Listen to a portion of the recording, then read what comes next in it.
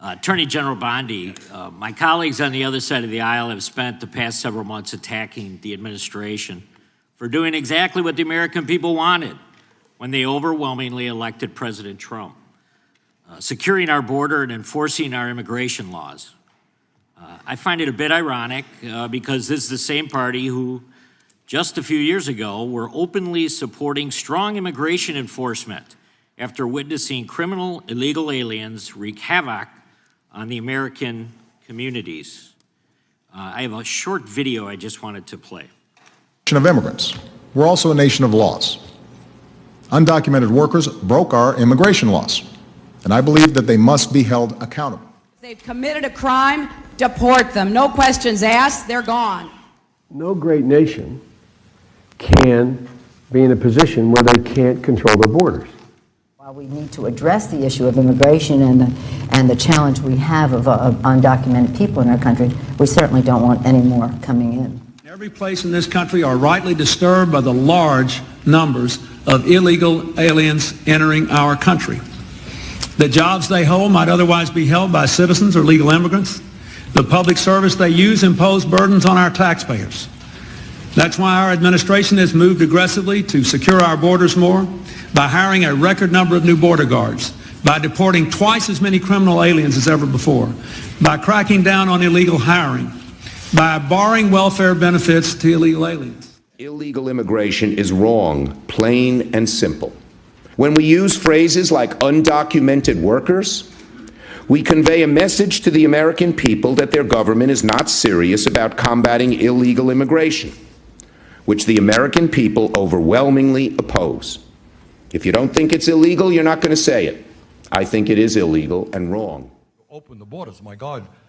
You know, there's a lot of poverty in this world, and you're going to have people from all over the world, and I don't think that's something that we can do at this point. Can't do it. Yes or no? Would you allow the cities to ignore the federal law? No.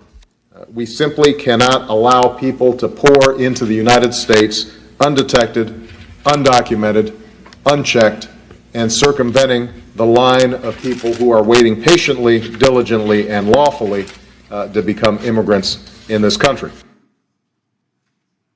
So Attorney General Bondi, what's the Trump administration, DOJ, doing to end the open border policies of the prior administration that saw dangerous drugs and criminal aliens flood our communities? Congressman, President Trump has worked tirelessly, as you know, to close our border, which is what the Democrats had asked for in that video. President Trump closed our borders on day one. He is protecting Americans. He is protecting our kids from the influx of drugs that were flowing into this country from Mexico. The fentanyl precursors that were coming from China. These precursors were taken from China into Mexico. And in Mexico, they were mixed and freely taken right into our country, along with gang members, MS-13, TDA, freely coming into our cities around our country, thanks to Joe Biden's open border policies. That has stopped under Donald Trump. It will no longer happen under this administration, and he is doing everything to keep Americans safe. And let me continue. When he was elected overwhelmingly by the American people, the majority of the American people wanted Donald Trump. One of the main reasons was border security and keeping Americans safe.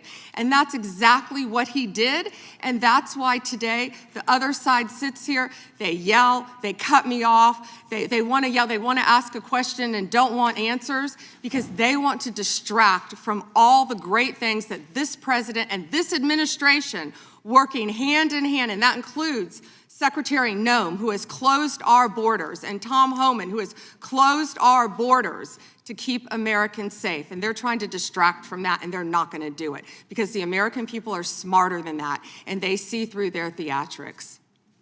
Thank you. Just quickly, yesterday, Senator Grassley reached out to my office to tell me that I was one of the 20 members that was now disclosed were under surveillance from Jack Smith.